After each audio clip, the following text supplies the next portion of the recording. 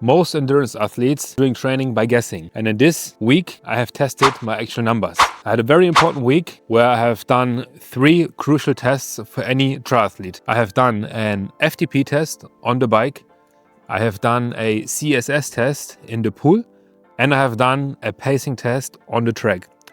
These 3 are very important figures to plan the next stages of my training and how I put together a training plan. With a full week of testing those 3 important figures, it's also crucial of how you structure them. In my case, I have done Monday, the FTP, Tuesday, the swim, and on a Friday, I'm gonna do the pacing. But it's also important to do those tests again. In my case, I will do it every 6 weeks to test the exact same figures within the same scenarios, under the same circumstances, at the same time, to know how my progress is going and where I am going. You can also build your zones around it. Now I know my aerobic zone, my endurance, and my anaerobic zone. My Monday started with the FTP test. The FTP test stands for Functional Threshold Power.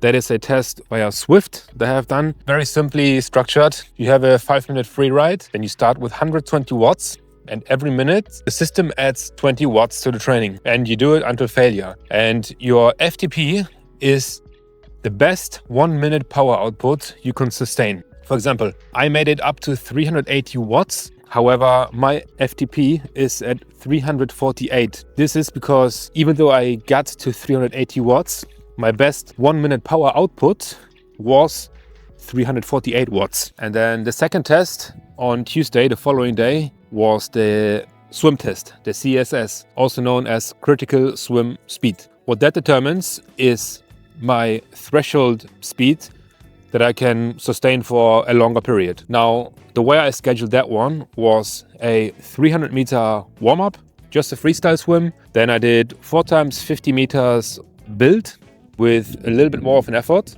Then I did 2 times 50 meters easy again. And then I went into my 400 meter time trial. The 400 meter time trial, I swam at a 1:47 pace. And afterwards, once that was over, I did a full 5-minute rest and did another 200 meter time trial. What is important here is that you swim at a faster pace with the 200 meter than the 400. And the 200 meter I did at a 1:36 pace. Now, one thing to note with those swim assessments is that you don't go all out. You still need to hold the form.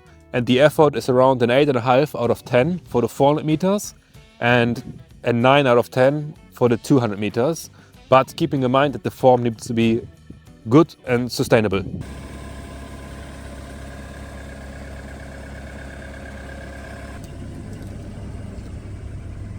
All right, and today I will be doing the pace test.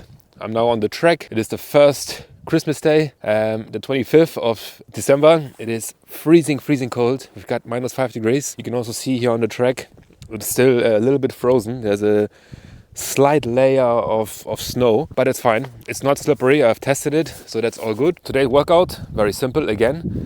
10 to 15 minutes warm up, a light jog. Then I'm going into 3 times 100 meter strides. Just a bit of a progressive run to get my legs ready. And then I do a 30-minute time trial.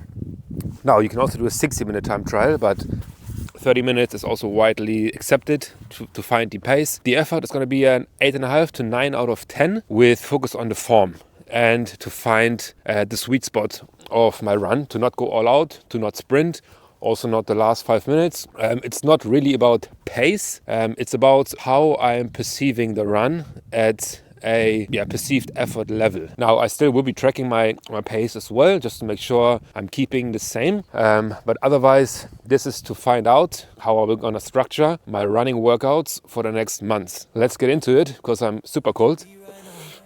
I'm really running this down. Brand new watch for my wrist. Know the 30,000 in my feet.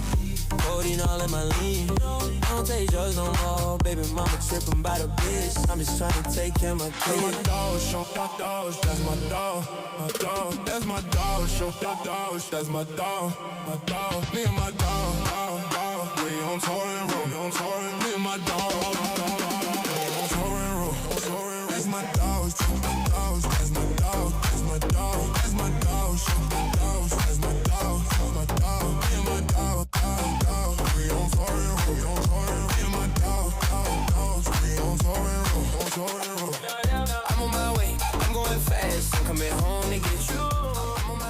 And that was the run. The sun came out, super beautiful. So what I did was every 400 meters on the lap, I pressed the lap button on my watch, because this is what ChatGPT said, to not trust the GPS data, but rather time it as you go over the 400 meter line. So what I did is I went on one lane and I kept it. I kept lane 3, the one in the middle, and I stayed there for 30 minutes to make sure I'm hitting the same spot every single time. So the result is an average of 4:19 pace. The first 10 minutes is a slightly different effort than the middle 10 to 25 and the last 5. But overall, pretty good. That's just the start from where I'm going to progress from.